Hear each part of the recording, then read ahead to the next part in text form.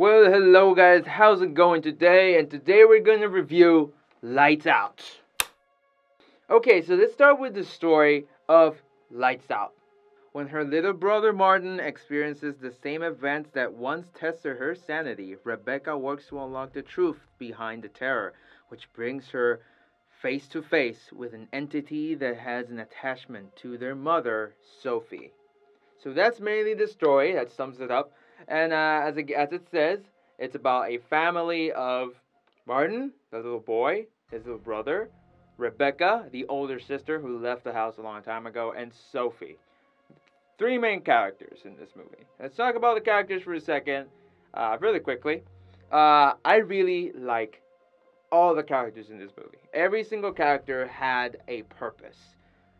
Mainly in horror movies, every time that we see a character, we're gonna say, oh, he's gonna die, or she's gonna die. At some point, someone's gonna die, and most likely a bunch of people die, because that's not what happens in most horror films these days. Everybody dies, and there's only like one survivor.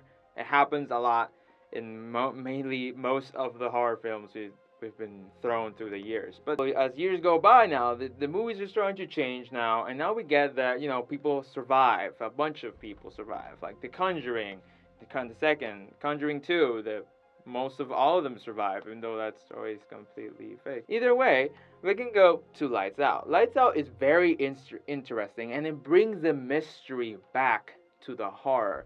This film is a horror movie. It has a couple of jump scares that will spook you out, and it's really great that they did it really good. I believe that it was shot in a way where you have that suspense of what's gonna happen right at the corner, even though it can be fairly predictable. If you watch enough horror movies, you will know that she is gonna do her most freaky-ish thing ever as a entity. The point is that even though this is a horror movie, most horror movies depend on some sort of demonic spirit or something, a demon that is haunting them.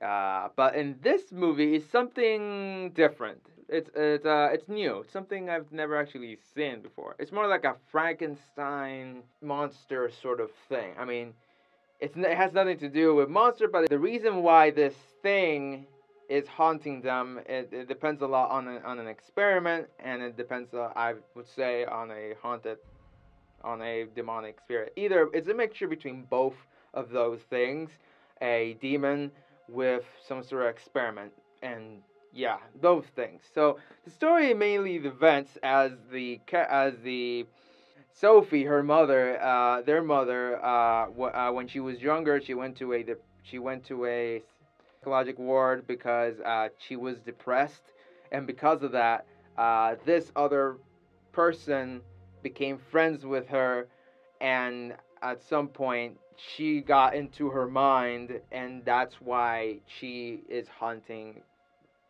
That's why she is with her, apparently. It's really hard to understand the concept of how is this even happening, or the logic, but it's really hard to understand it. I mean, they explained in the movie, they do explain how this thing came to be, the entity came to be, that she lurks in the shadows and why she likes the shadows in a way, sort of. And it also explains how she became that, even though she's practically dead. She is dead, but she's still around because of her mother. So it's really complicated, really, it is. You're gonna watch this film, and if you're gonna try to focus on how did this happen, the movie did a great job of scaring you. But now the mystery part of the movie, where it is like, why are you following? Why are you here? Why are you haunting my family? All of that, even though that's answered in the movie. But the most compelling thing, how do you work? Why are you here? It's hard to understand, but I mean, it's there. The answers are there. You just gotta, think it through. Maybe it's like a movie that you have to watch it twice to actually understand it correctly, I would say. Yeah. Of course, I don't mean you should watch it twice, because it's kind of spooky. It really is. It's one of those really spooky movies. The movie does have a gimmick to it.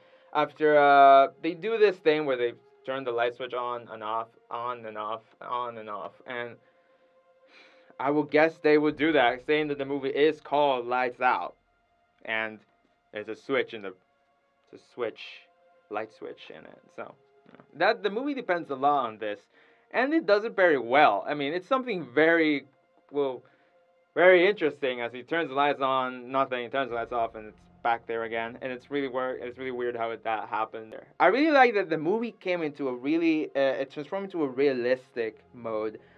For example, the character of Brett, which is, I would say, one of the best supporting characters in a horror movie. I really liked his character. He was really funny, and he was. There were scenes where I was like, "Wow, Brett, seriously!" And you became to like Brett a lot. Well, they really made in the movie. They really make you care about Brett. And when they did that, I was like, I hope Brett does not die. I was like, please, Brett, do not die.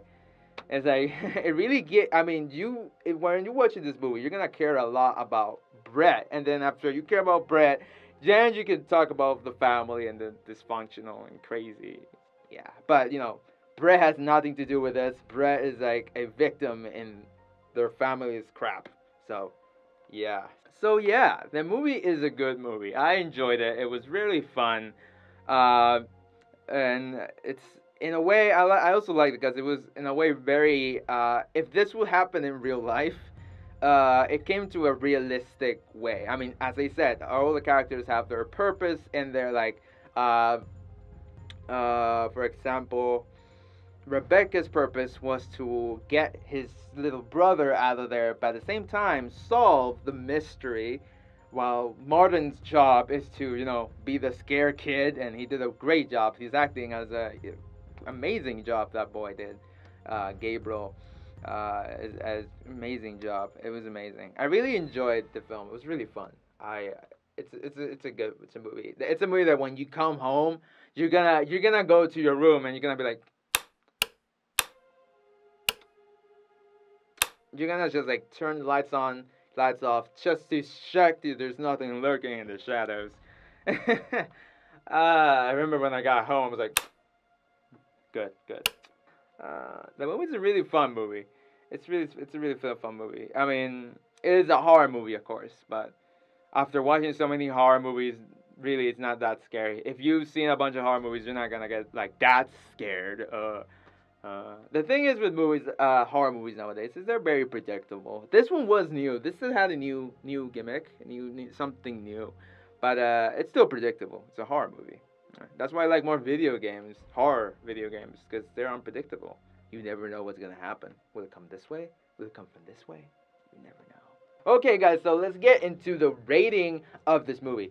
So the rating I'm gonna give this movie is 4 out of 5. 4 out of 5. Yes.